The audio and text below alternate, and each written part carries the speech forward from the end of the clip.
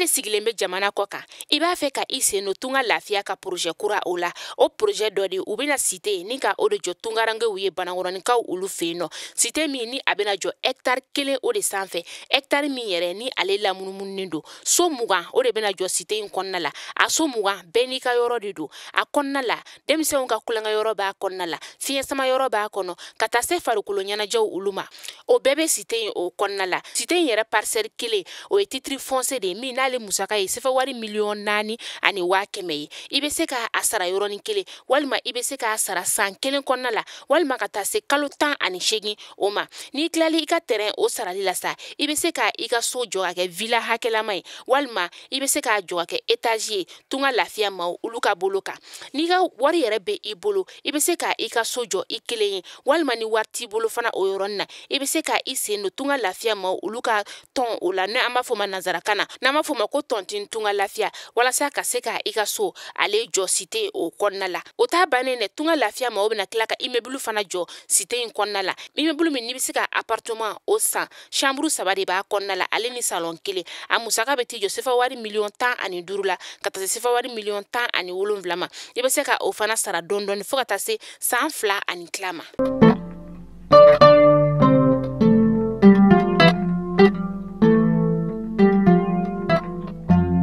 Bietene décembre kalo kile 5 san 2022 an bɛ aw bɛɛ lajɛlen fo yan fo aw sigiyɔrɔ la Mali kɔnɔ yan ka taa se Mali kɔkan o ma aw n'aw sigi sanga na ka wagati ni ka anw ka kunnafoni ka o lajɛ an ka bɔlɔlɔ kana kilinina bɛɛ lajɛlen kan an bɛ aw fo la danti foli mina an ka tungarangew foli belebeleba ye aw de ta ka sababuya kɛ kunnafoni aw de bɛ aw sigi ni ka a fanba makɔrɔ ka tɛnɛ fo ka taga se juma ma kunnafoni ale waati selen ni ayo bisimila.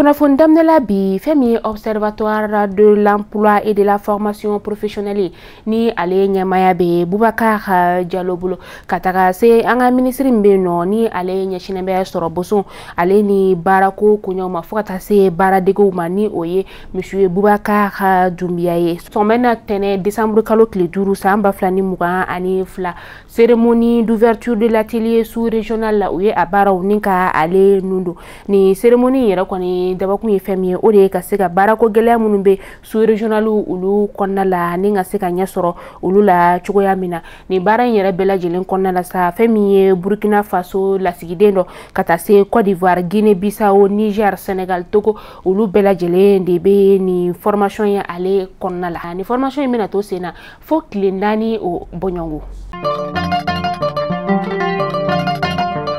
Centrale hydroélectrique kura ale baaraw kolomo karali kɛra sibiri tɛmɛnen décembre kalo tile 3 san 2022 kɛra Goyina bɛ Kayi o mara la ni baara in yɛrɛ bɛɛ lajɛlen kɔni kɛra ministre 4 olu ɲɛna ministre minnu ni olu bɛ tali kɛ anw ka jamana ministre ɲɛma ka taa se Sénégal la Mauritanie ale ni Guinée Conakry ministre olu ma dugulamaw olu kɔni ye foli kɛ ni ka ɲɛsin ni baara ɲuman ye ale kɛ ko ɲuman ma o kilala ka yira ka fɔ ko olu kɔni hakilina la kɔni ko nin kan ka kɛ sababu ye ka se ka baarako gɛlɛya bɛ sifinnakaw kan o bɛ se ka ban cogoya min na kaloriya ka fɔ ka musaka yɛrɛ tari jɔ fo sefa wari miliyari 200 ani 80 de la ka tari jɔ kilowaati 140 na.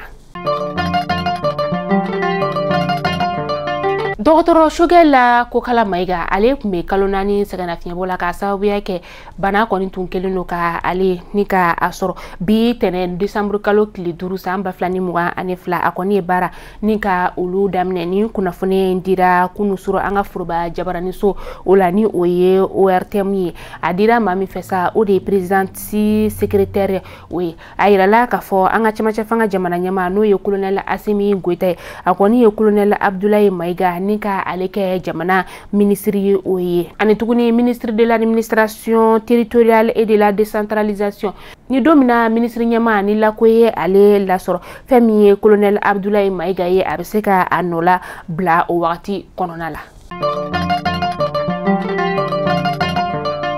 Ameta Tombouctou natara Tombouctou ko feno Tombouctou gouverneur ale ya yira ka fɔ ko fleuve du Niger ale ji o kɔni bɛ ka yɛlɛ Tombouctou mara o kɔnɔna la min dɔgɔkun tɛmɛnen yɛrɛ la sa ji kɔni ale sɛbɛkɔrɔ yɛlɛna direkaw fɛ ka taa se koriyemekaw olu fɛ nɔ ma a y'a yira ka fɔ ko a kɔni ji yɛlɛ bɛna to sen na fo décembre kalo o camancɛ la o de la a ye weleweleda ni ka o lase maa minnu bɛ yen n'u bɛ nin yɔrɔ ninnu masurunya la sa ko bɛɛ lajɛlen ka i hakili to i yɛrɛ la.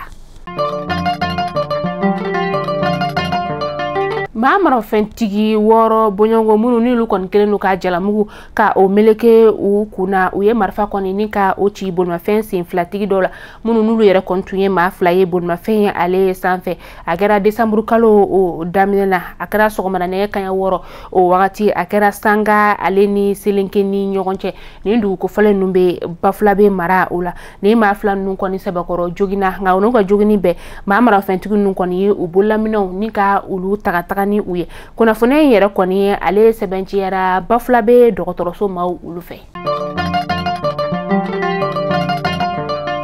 Karogɛlɛn diinɛ tigilama dɔw dɔgɔkun kɔnɔna in yɛrɛ la sa olu kɔni sera Haruna dugu o kɔnɔna la Haruna ale bɛ Dendanko sigida o la Dendanko ale bɛ kita lamini o fɛnɛ la a yirala ka fɔ serebolomaw ka fɔ la ko ni maamarafɛntigi ninnu kɔni u kɔni donna u ka dugu o kɔnɔna la u nana sira min fɛ sa o de ye kungo kɔnɔna o sira ye u nana wagati min na sa u nana ka na wajulu daga ni ka o de sigi u da la ka tila tuguni ka u ka sariyaw ni ka o wajibiya u kan wajulu yɛrɛ kɔni u ma se ka laban ɲumana u ka dugu o kɔnɔna la u y'a yɛrɛ ka fɔ ko a bɛ san 2 bɔ ni maa ninnu kɔni u bɛna ka na u daga sigi u da la u ka dugu kɔnɔna o la nka fɛn min ye Madina ni ale bɛ Sebekɔrɔ sigida o la olu y'a yira ka fɔ ko olu yɛrɛ kɔni tɛ ka siran Karogɛlɛn diinɛ tigilama ninnu yɛrɛ ɲɛ bilen. Bureau politique national de l'Union pour la République et la démocratie ni o ye UR2 ye sibirido décembre kalo tile 3 san 2022 u tun ye kunnafonidilaw olu ɲɛma kunnafonidilaw ka so yɛrɛ o kɔnɔna la a ɲɛma ni o ye UR2 ɲɛma ye n'o ye Gwaɲɔn Kulubali ye a ye weleweleda ni ka o ɲɛsin a ka parti maa bɛɛ lajɛlen ma ka fɔ ko bɛɛ lajɛlen ka i tɛgɛ di ɲɔgɔn ma ani tuguni transition min ni o ye camancɛ fanga ye n'ale bɛ sen na nin wagati in na k'u ka dɛmɛ don olu ma.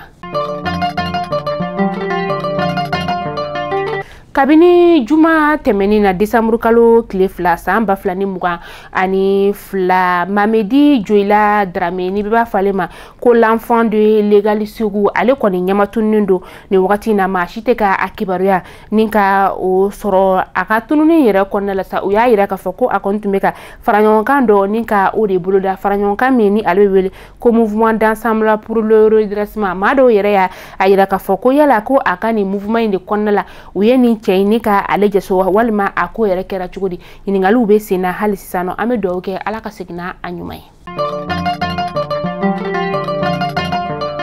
CEDEAO maaw ye sigi ka kuma ni ka o kɛ kunu décembre kalo tile 4 san 2022 u ka sigi ka kuma yɛrɛ fanba bolila jamana minnu kan sa o de ye anw ka jamana ye n'o ye ba Maliba ye ka taga se Burkina Faso ale ni Laginɛ jamana o ma u y'a yira ka fɔ ko yani janvier kalo tile fɔlɔ nata cɛ san 2023 Ivoiriyɛnw ka finitigilaka maa 46 minɛnen bɛ anw ka jamana o kɔnɔna la ko k'u labila yani o wagati cɛ. An bɛ taa kɔkan kibaru la yani an ka kunnafoni an ka o datugu an bɛ taa Burkina Faso kaw olu fɛ yen nɔ u ka minisiriso min bɛ yen nɔ ni ale ɲɛsinnen bɛ u ka kalanko koɲɛw ma a y'a yira k'a fɔ k'a ka lakɔli karamɔgɔ maa 4 olu kɔni tora Karogɛlɛn diinɛ tigilamaw ka bingani wale o kɔnɔna la kunu kari décembre kalo tile 4 san 2022 a kɛra dugu min na sa o de bɛ wele ko Bintu tasibila o taara ni ka ɲɛsin banbagatɔw olu ka somɔgɔw yɔrɔ la an bɛ dugawu kɛ Ala ka baara dali nɔgɔyaw ye.